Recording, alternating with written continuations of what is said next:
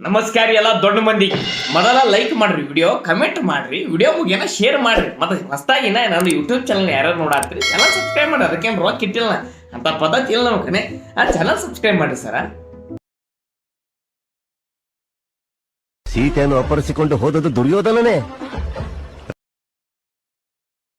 ನನ್ನನ್ನು ಹೇಗೆ ಅಪಹರಿಸಿರುವಿರಿ? ಪ್ರೇಮವಾಗಿದೆ.